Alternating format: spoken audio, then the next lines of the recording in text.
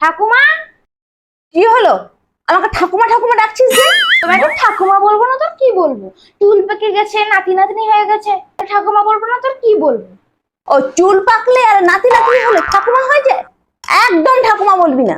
নাতি নাতনি হলে তবেই ঠাকুমা হয়। আমাকে দিদি বলবি। কি বললাম বুঝতে পেরেছিস? আচ্ছা ঠিক আছে, এই ধরো গীতা নাও। তুমি বলছো নাকি 20 বছর ধরে কই তুমি গীতার বাণী শুনছো, তাহলে আমি গীতাটা বুঝিয়ে দাও। ধরো। আরে হ্যাঁ, আমি 20 বছর ধরেই আমি গীতার বাণী শুনছি, কিন্তু অ্যানালাইসিস করিনি। কেন জানিস? আমার বৌমার নামই গীতা।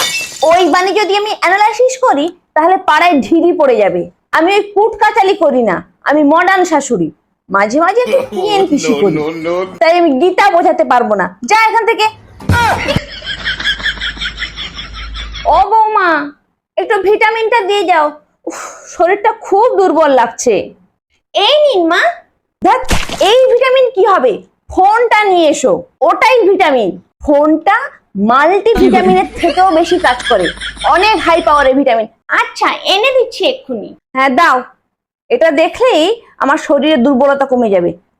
তুমি সব সময় এই ভিটামিনটা ইউজ করো বলে তোমার কিন্তু কোনোভাবেই শরীর দুর্বল হয় না। আমি মাঝে মাঝে গল্পের বই নিয়ে বসে যাই, তাই জন্য তো আমার শরীরটা দুর্বল হয়ে যায়। বৌমা রান্না করোনি কেন? ভুলে গেছি। ভুলে গেছো?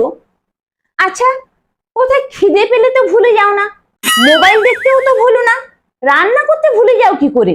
খিদে পেলে পেটে ব্যথা করে, আর মোবাইল না দেখলে মনে ব্যথা করে, আর রান্না না করলে থোড়াই না হাতে ব্যথা করে।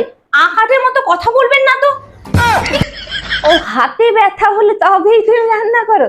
আচ্ছা আচ্ছা আচ্ছা আচ্ছা। জীবনে আর অযথা ব্যথা এনে লাভ নেই।